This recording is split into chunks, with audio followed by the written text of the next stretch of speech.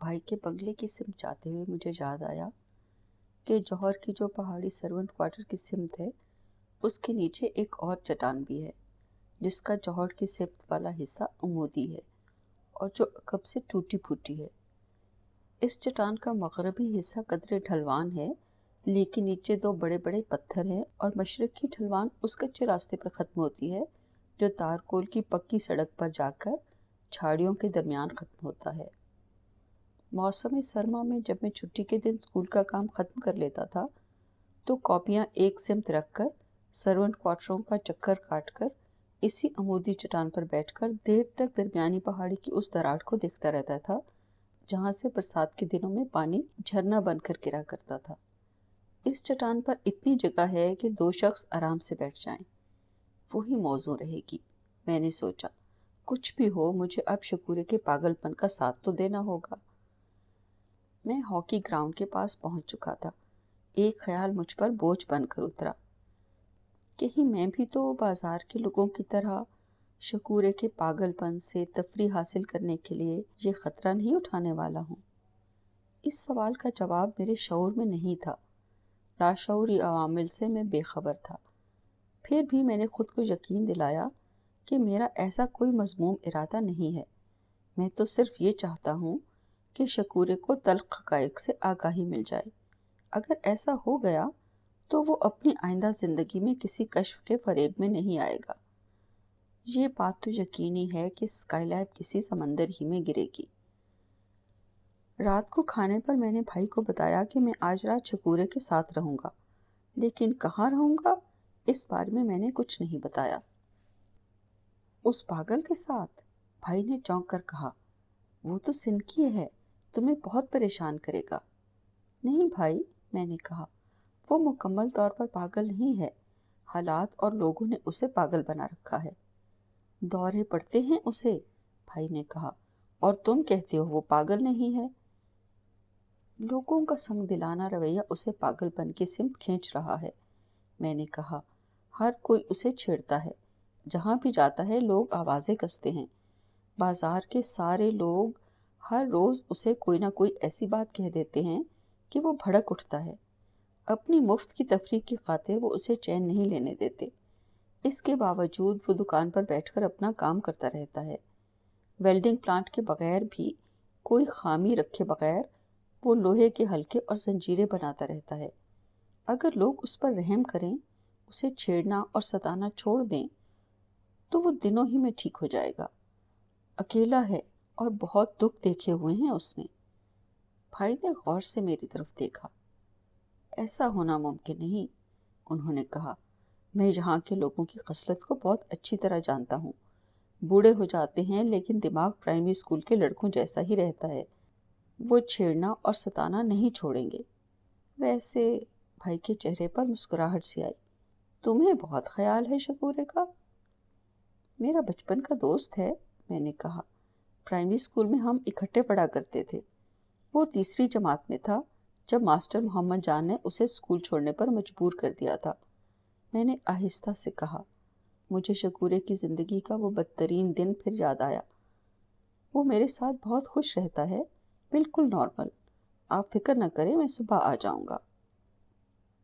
Lawn का gate तो खुला ही रहता है, भाई ने कहा। बरामदे का दरवाज़ा खुला होगा। यहाँ चोरियाँ नहीं होती। अगर हो भी तो बाजार और क्वार्टरों की तरफ होती है। रात के 9:30 शकूरा न आया।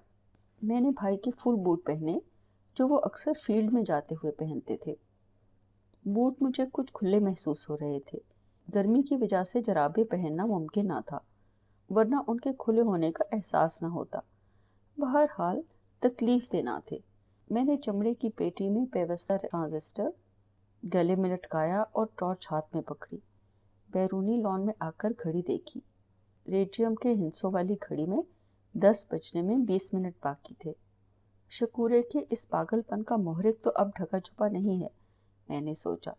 दुनिया भर में अरबों करीब लोगों ने एक बार तो ये सोचा ही होगा कि अगर स्काईलैब का मलबा उन्हें मिल जाए तो वो अमीर हो सकते हैं, लेकिन किसी में ये यकीन नहीं होगा जिसने शकूरे को दीवाना बना दिया है। इन लोगों को तो ये तशवीश होगी کہ اگر اسکائی لیب ان کے گھروں پر گر گئی تو ان کے اہل و عیال کا کیا ہوگا۔ شکورے کی یہ خود فریبی، جس سے شاید وہ آگاہ بھی نہیں ہے، بہت خطرناک بھی ہو سکتی ہے۔ اس کے دل میں دبی ہوئی خواہشات، آرزوئیں نا آسودگی کے صدمے سے اسے مکمل طور پر پاگل بھی بنا سکتی ہیں۔ لیکن شعور کی ایک کرن بھی اگر اس کے ذہن پر الٹے پیالے کی طرح دھرے تمناؤں کے گنبد، حسرتوں کی تاریکی کو چیر گئی تو اس کی دیوانگی ہمیشہ کے لیے ختم بھی ہو سکتی ہے۔ میں نے پھر گھڑی دیکھی، 10 بجنے میں 15 منٹ باقی تھے۔ میں لان کی گھاس پر پڑی ایک کرسی پر بیٹھ گیا۔ میری نظریں بیرونی گیٹ کی سمت تھیں۔ لان کی باڑ میں رات کو بولنے والے حشرات الارض کی دھیمی دھیمی آوازیں آ رہی تھیں۔ ہوا کے جھونکے دھیمے تھے لیکن ان میں خنکی تھی۔ آسمان پر ستارے گھنے تھے۔ شہروں میں اتنے زیادہ ستارے نظر نہیں آیا کرتے۔ وقت گزر رہا تھا، 10 بج گئے، 10:15 ہوئے، 10:30 بجے تک شکورہ نہ آیا۔ مجھے یوں محسوس ہوا کہ شاید شکورے کا ارادہ بدل گیا ہے۔ اب کیا کروں؟ میں نے سوچا۔ اگر اندر جا کر اپنے کمرے میں سونے کے لیے لیٹتا ہوں اور باہر شکورہ آ جاتا ہے تو وہ یقیناً شور مچائے گا۔ اگر اس کی دکان کی سمت جاتا ہوں تو یہ میرا اپنا پاگل پن ہوگا۔ کیا کروں؟ کیا لان ہی میں بیٹھا رہوں؟ 11 بجنے میں شاید 7-8 منٹ تھے جب لان کے گیٹ پر لگے بلب کی روشنی میں مجھے ہاکی گراؤنڈ کے جنگلے کے پاس شکورہ نظر آیا۔ اس کے ہاتھ میں ہاکی تھی، کندھے پر چادر تھی۔ وہ مسلح ہو کر ہی آیا تھا۔ میں اٹھا، بیرونی گیٹ بند کرتے ہوئے شکورے کے پاس گیا۔ اتنی دیر شکورے، میں نے کہا، تیرے 9:30 اب بجے ہیں؟ او یار، شکورے نے معذرت خواہانہ لہجے میں کہا۔ شیر علی کے ہوٹل کے باہر منجیوں پر مسافر جاگ رہے تھے۔ حرامی چلم پر چلم پی رہے تھے، باتیں کر رہے تھے۔ میں کیا کرتا؟ آس پاس کے دیہات سے آنے والے مسافر اکثر رات ہی کو کھوڑکی بس اڈے پر آ جایا کرتے تھے۔ ان میں زیادہ تر فوجی ہوتے تھے جو صبح کی بس پکڑنا چاہتے تھے۔ چھٹیاں گزار کر واپس ڈیوٹی پر جانے والے ان فوجیوں کو منجی بسترا شیر علی فراہم کر دیا کرتا تھا۔ انہیں صبح پہلی بس کے لیے جگانا اور چائے پراٹھے کا ناشتہ کرانا بھی شیر علی کے ذمے ہوتا تھا۔ ٹھٹھا مخول کیے جاتے ہیں، شکورے نے بیزاری سے کہا، سوتے نہیں ہیں۔ انہوں نے تجھے کیا کہنا تھا؟ میں نے کہا، آ جاتا۔ میں نہیں چاہتا کہ کسی کو پتہ چلے کہ اسکیلیب کھوڑ میں گرے گی، شکورے نے کہا۔ ریڈوا لایا ہے؟ ہاں، میں نے جواب دیا۔ چل چلے، شکورے نے چلتے ہوئے کہا۔ ہم ہاکی گراؤنڈ کے ساتھ ساتھ تارکول کی پکی سڑک پر چلنے لگے۔ آگے بنگلوں کی قطاریں تھیں اور سڑک پر اسٹریٹ لائٹس لگی ہوئی تھیں۔ بنگلوں کے درمیان سے گزرتے ہوئے شکورہ گھبرایا ہوا تھا۔ پھر ہم پنڈی گھیب اور راول پنڈی جانے والی سڑک پر پہنچ گئے۔ یہ سڑک شمال کی جانب جا کر انگریزی کا حرف ٹی بناتی ہے۔ پنڈی گھیب جانے والی بسیں مشرق کی سمت اور راول پنڈی جانے والی سڑک مغرب کی سمت چلی جاتی ہے۔ ہم بائیں ہاتھ مڑے، کمپنی کے ہسپتال کے پاس سے گزرے اور پھر دوبارہ بائیں ہاتھ مڑ کر ورکرز کلب کے پاس پہنچے۔ ورکرز کلب کے سامنے سے گزر کر ہم اس جگہ پر آ گئے جہاں کچا راستہ ترچھا ہو کر برساتی بانی کے جوہر کی سمت جاتا ہے۔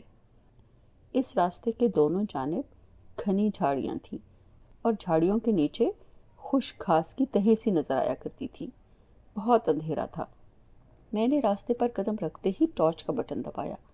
20-25 فٹ تک راستے پر کوئی ساکن یا متحرک لکیر نظر نہ آئی۔ مجھے روشنی میں شکورے کی کوہاٹی چپلیں نظر آئیں۔ بند کر، بند کر، شکورے نے دھیمے لیکن تیز آواز میں کہا، کوئی دیکھ لے گا۔ اس وقت ساری کالونی سوئی ہوئی ہے شکورے، میں نے کہا، کون دیکھے گا؟ یہ رستہ خطرناک ہے، جھاڑیوں سے بچ کر درمیان میں چل۔ مجھے شکورے کی کوہاٹی چپلوں کی فکر تھی۔ کوہاٹی چپلیں پہننے والے کی ایڑیاں اور پنجے بالکل ننگے رہتے ہیں۔ پاؤں کے اوپر چمڑے کی 2 پٹیاں سی بنی ہوتی ہیں جن سے پاؤں چپل میں پھنس جاتا ہے۔ پٹیوں کے درمیان پاؤں ننگا رہتا ہے۔ اسی قسم کی ایک پٹی پیچھے ایڑی کے اوپر سے گزر کر ایک کلپ میں بند کر دی جاتی ہے۔ تو نے کوہاٹی چپل پہنی ہوئی ہے؟ میں نے کہا۔ کیا ننگے پاؤں آتا؟ شکورے نے خوشگوار لہجے میں کہا۔ ان سے کیا ہوتا ہے؟ تجھے ناگ نے ڈس لیا تو تو اسکائی لیب کو بھی بھول جائے گا۔ میں نے کہا، اس وقت ہسپتال میں بھی کوئی نہ ہوگا۔ مجھے کچھ نہیں ہوگا، شکورے نے کہا، میں بہت زہریلا ہوں، ناگ خود ہی مر جائے گا۔ شکورے نے ہنسنا شروع کر دیا۔ وہ زکو پھرکی، شکورے نے ہنستے ہوئے کہا، وہ کہتی ہے کہ میں ہوں تو گورا چٹا پر کالے ٹھوئے کی طرح ڈنگ مارتا ہوں۔ شکورے نے کہا لگایا۔ کیا زکو پھرکی کو کبھی کسی کالے بچو نے ڈنگ مارا ہے؟ میں نے پوچھا، اور شکورے نے کہا لگایا، بے وقوف۔ اس نے ہنسی میں بمشکل کہا، یہ بات تیری سمجھ میں نہیں آئے گی، رہنے دے۔ ستاروں کی دھیمی دھیمی روشنی میں برساتی چوہڑ کی تینوں پہاڑیوں کے نقوش سیاہ تھے۔ میں وقفے وقفے سے ٹارچ جلا کر راستے اور آس پاس کی جھاڑیوں کا جائزہ لے رہا تھا۔ ایک بات تو بتا، شکورے نے سر میری طرف گھمایا، جو لوگ زہریلے ہوتے ہیں کیا ان کی بیویوں کے پیٹ میں بچے مر جاتے ہیں؟ شکورہ نہ جانے کیا کیا سوچتا رہتا تھا۔ اس کے سوال پر مجھے وہ بھیانک رات یاد آئی جب شیدہ درد کی شدت میں چیخ چیخ کر مری تھی۔ ایسا کچھ نہیں ہوتا شکورے، میں نے آہستہ سے کہا، ایسا کچھ نہیں ہوتا۔ شکورہ خاموش ہو گیا۔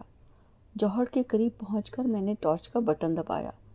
پہاڑی کے نیچے نشیبی چٹان کی ڈھلوان روشن ہو گئی۔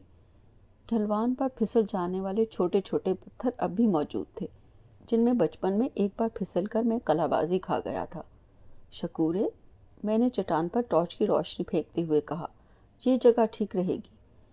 شکورے نے چٹان کو دیکھا، پھر پہاڑ کی چوٹی کی سمت دیکھا، پھر چٹان کو دیکھتے ہوئے مان گیا۔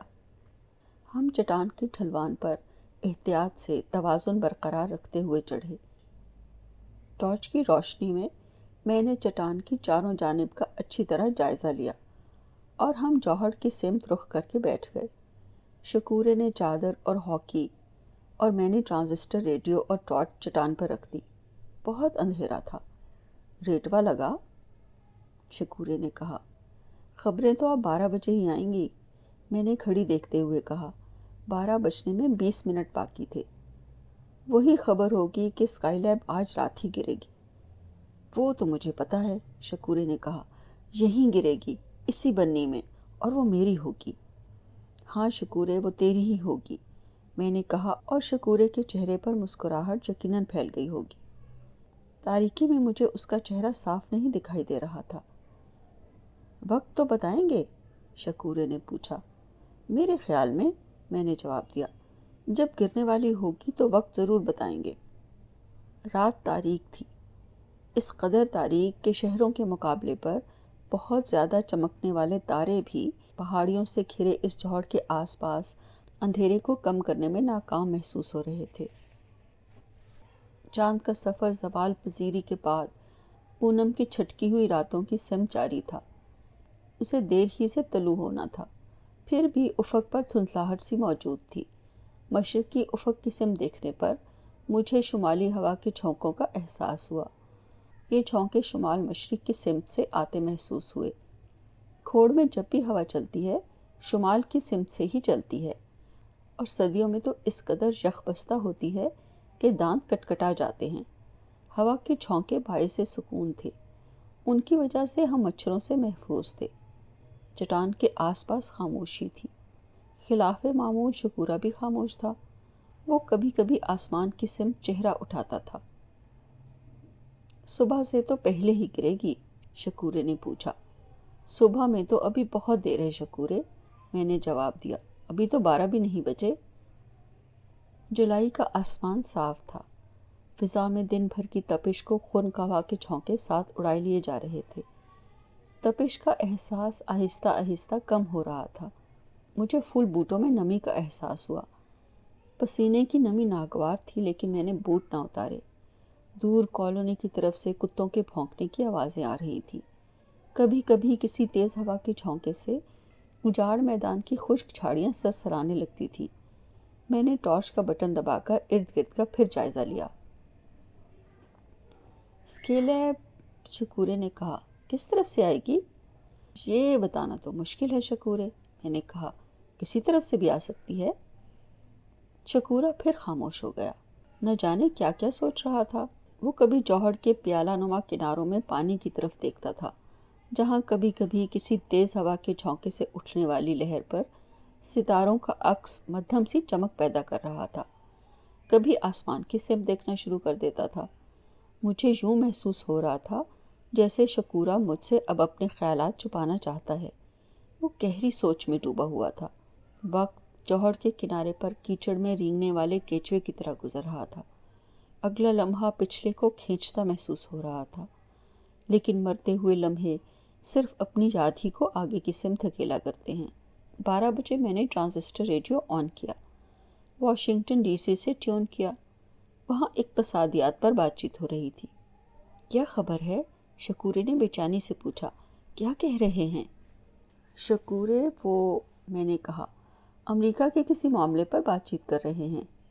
کہیں وہ اسکیلیب کو، شکورے نے چونک کر کہا، کہیں وہ اسکیلیب کو امریکہ میں گرانے کی تدبیریں تو نہیں کر رہے ہیں؟ اس سے پہلے کہ میں کچھ کہتا، شکورے نے غصے سے بازو ہوا میں زور سے گھمایا۔ کر لیں جتنی تدبیریں کرنی ہیں، وہ چیخا، لگا لیں زور، اسکیلیب یہیں گرے گی، دیکھ لینا یہیں گرے گی، اس بنی میں۔ شکورے، میں نے کہا، وہ تو آسمان سے بہت تیز آئے گی اور زور سے گرے گی، اس کے ٹکڑے ہوا میں اڑیں گے، ہم تو مارے جائیں گے۔ کیوں مارے جائیں گے؟ شکورے نے کہا، کیا ہم اندھے ہیں؟ ہماری آنکھیں نہیں ہیں؟ کیا اسکیلیب کو آتا ہوا دیکھ نہیں لیں گے؟ بے وقوف، جیسے ہی اسکیلیب نظر آئے گی ہم ادھر۔ اس نے سر گھما کر چٹان کے عقبی حصے کی طرف دیکھا۔ میں نے ٹارچ کا بٹن دبایا۔ چٹان کی ٹوٹی پھوٹی کنکریاں روشن ہو گئیں۔ ہم ادھر کود جائیں گے، پیچھے۔ کون سی اونچی ہے؟ میں نے عقبی حصے کا پھر جائزہ لیا۔ چٹان کے عقب میں نوکیلی کنکریاں تھیں، وہاں سے کسی کوبرے کے آنے کا کوئی خدشہ نہیں تھا۔ پھر میں نے پہاڑی کی جانب چٹان کے حصے کو روشن کیا، پھر ڈھلوان کو روشن کیا۔ ٹکڑے اڑیں گے تو پہاڑوں سے ٹکرا کر پھر بنی میں گریں گے۔ بنی میں پانی کم ہے۔ شکورے نے بنی کی طرف چہرہ گھمایا۔ ہم نکال لیں گے۔ لیکن بنی میں تو چونکیں ہوں گی، میں نے کہا، وہ تو ہمیں چمٹ جائیں گی۔